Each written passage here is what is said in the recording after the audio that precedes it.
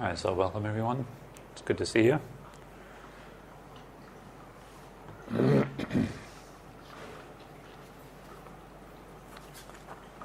Now this week it's all a little bit about the qualities of attention, and today's episode is about directing attention.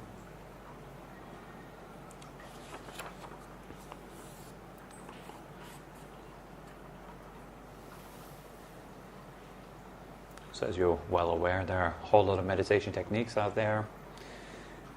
You can focus on the breath, you can focus on visualized objects, on body sensations, you can do all kinds of things. And many people wonder, what should I do? Should I focus on the breath? Or how should I focus on the breath? Should I breathe in long ways or short ways? What should I do with my breath? What kind of environment should I be in? Should I close the doors when I meditate? Should I go into a hut in the forest and seek silence?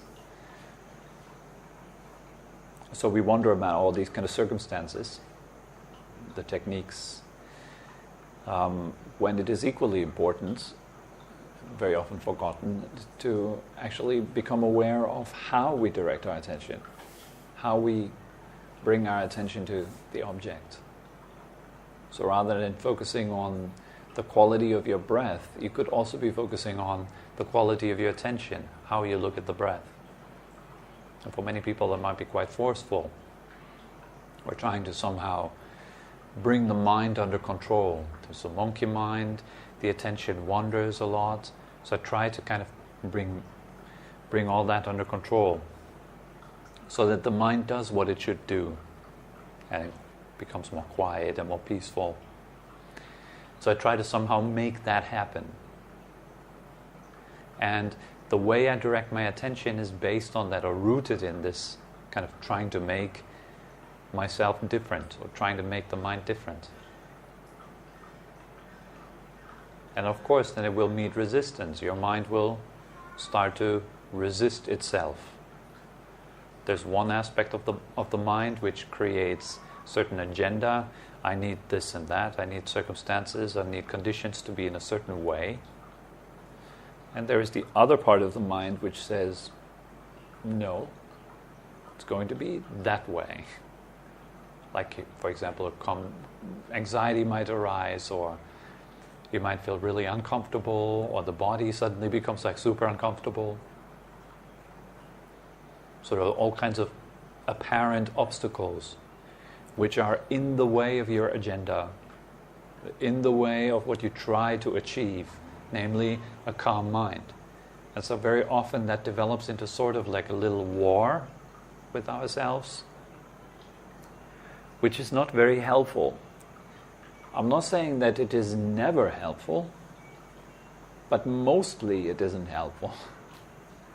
I would agree that there are some times in our meditation practice when it is appropriate to forcefully apply our attention to the subject. That's okay, there's a place for that. To actually develop some energy in the way you place your attention. Not just to kind of have your mind flabby like a monkey mind, just being all over the place and letting it do whatever it wants to in the name of awareness, quote unquote, saying, okay, I just give myself some space and I'll let everything happen.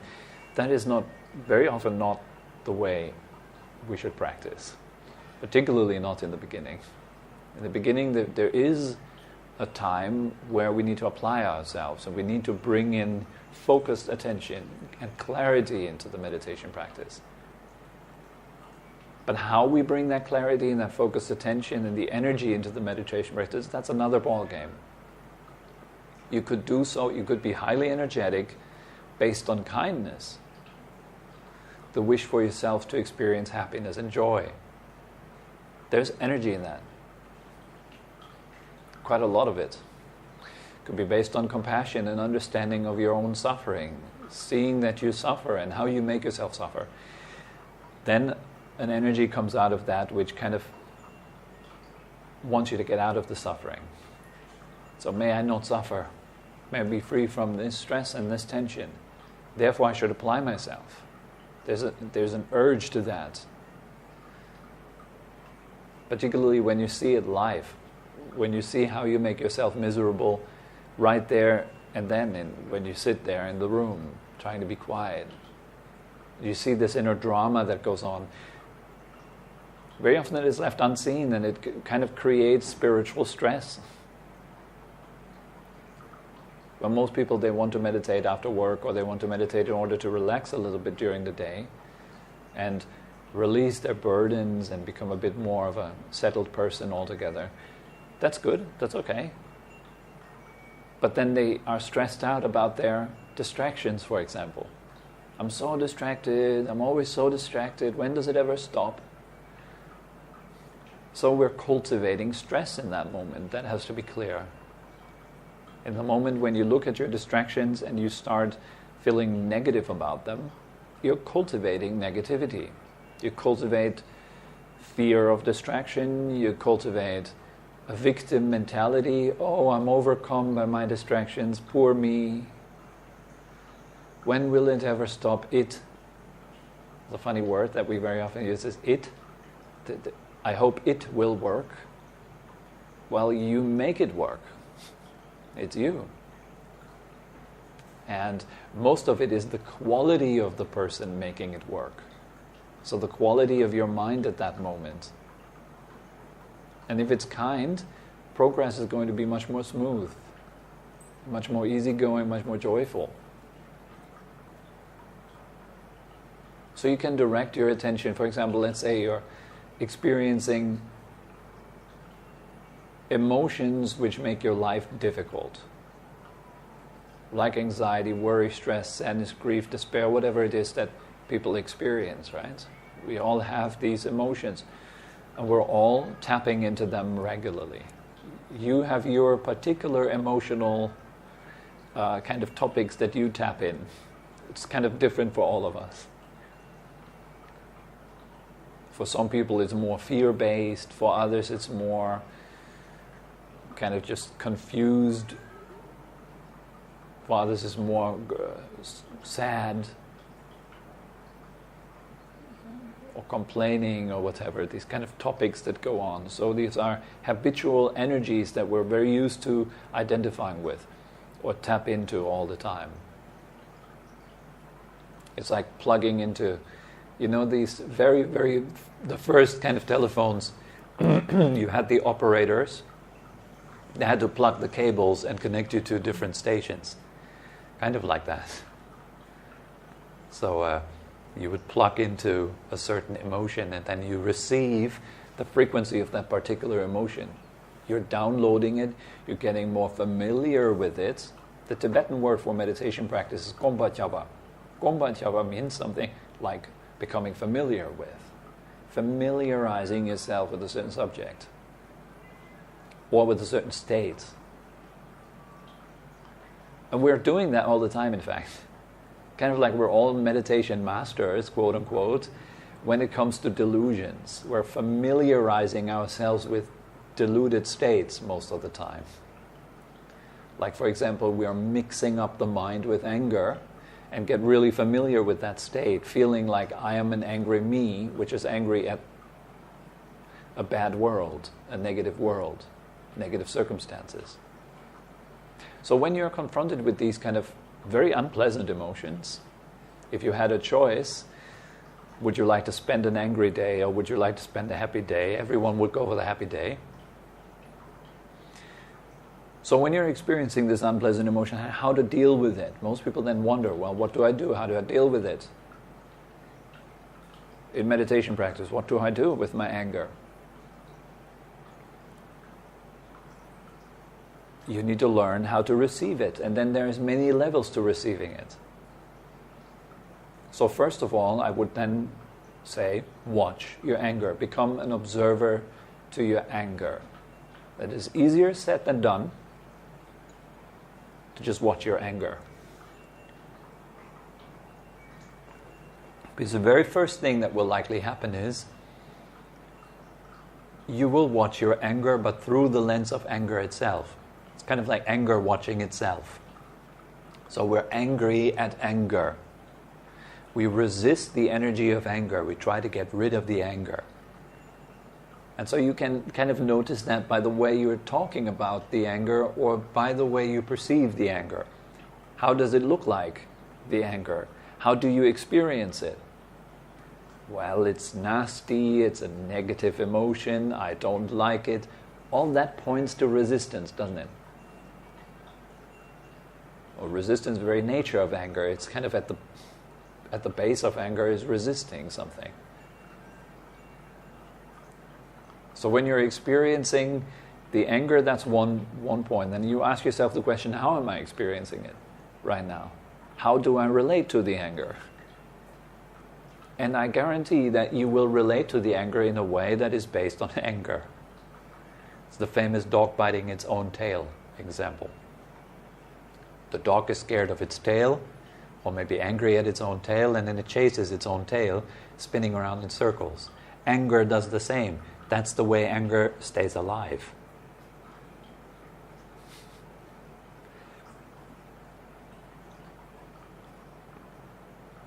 So as soon as you see anger, ask yourself, how am I seeing it?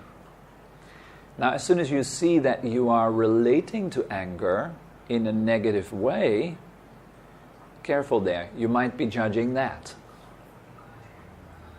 Say, I wish I could relate to anger in a bit of a better way, but I'm relating to anger in a very unskillful way. I shouldn't relate in a very unskillful way, and so it gets around again. Anger comes in through the back door again. It makes you spin around again more and more. So there are a few levels until you break through to clear seeing. The word vipassana, what does it mean? It means clear seeing. Clear seeing means that you're seeing something from a perspective that has nothing to do with delusion or any kind of condition. It is just seeing it. Or let's put it really simply like that. It is just seeing it.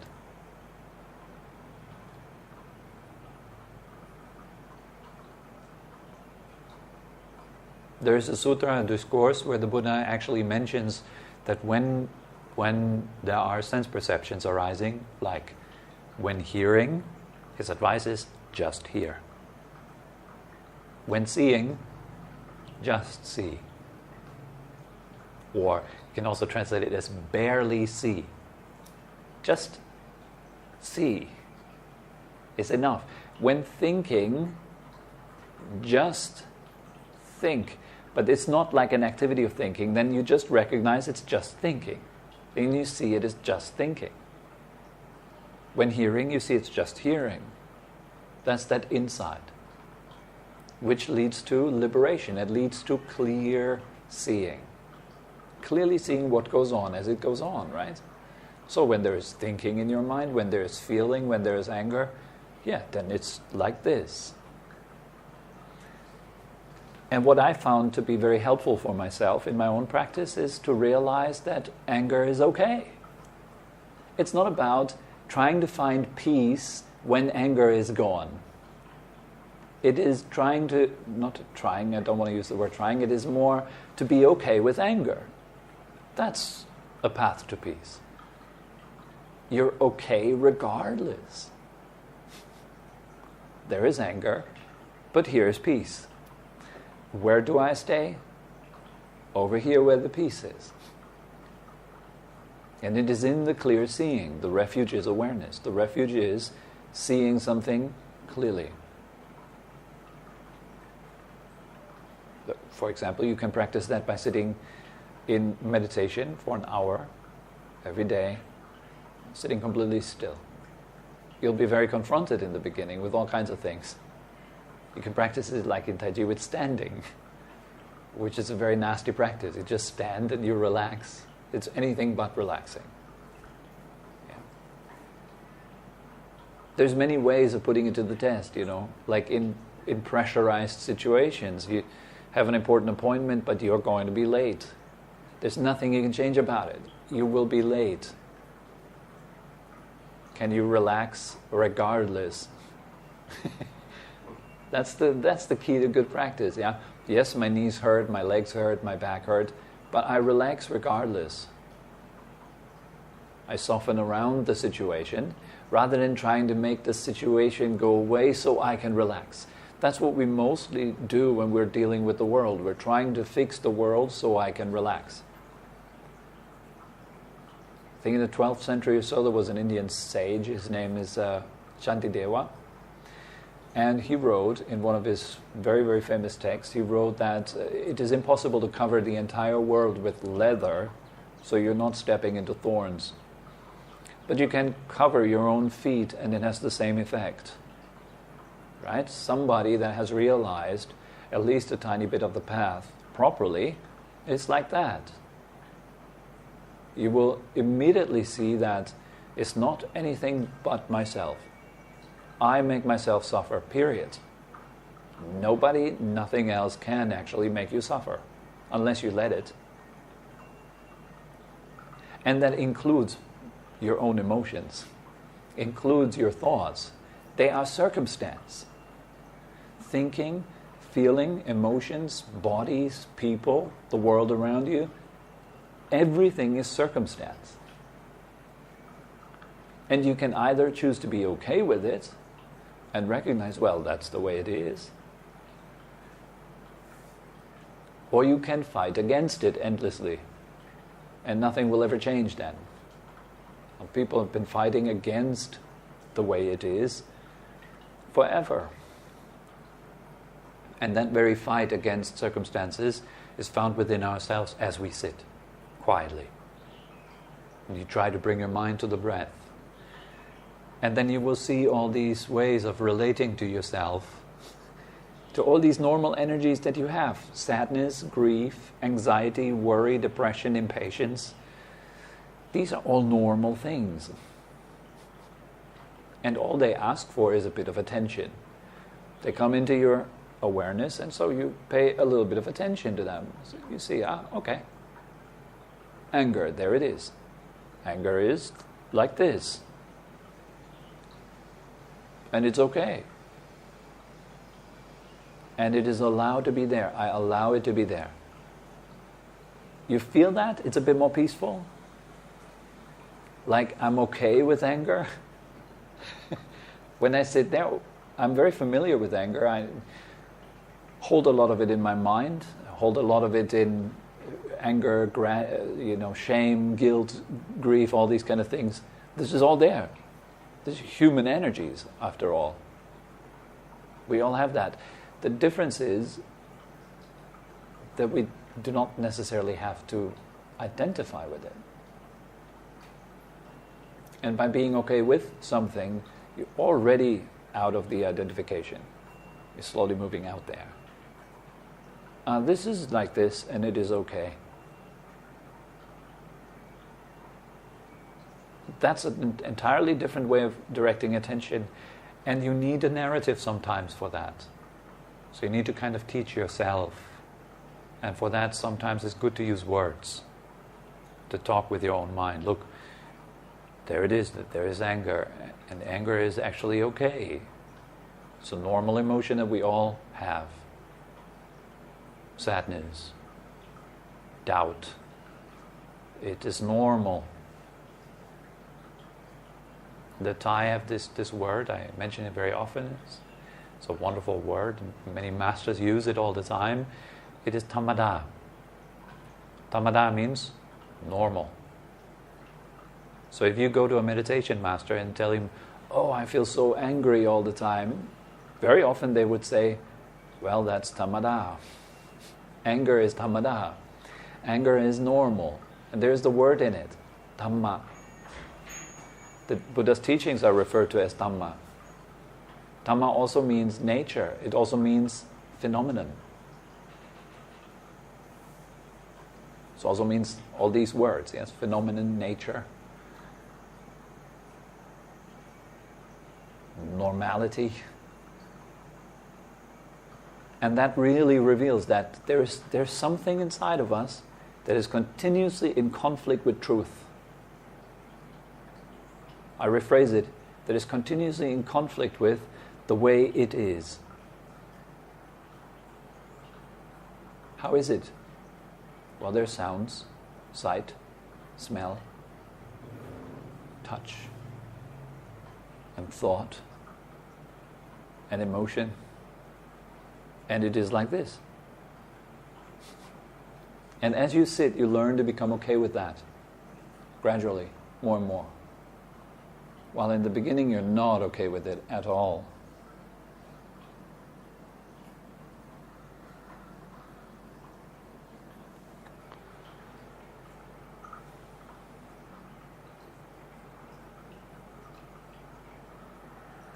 So yeah, relax around the stuff, not away from the stuff. And sometimes also it's good to relax away from it. Also it's skillful. Okay, so that's all that comes to mind for today. Are there any questions?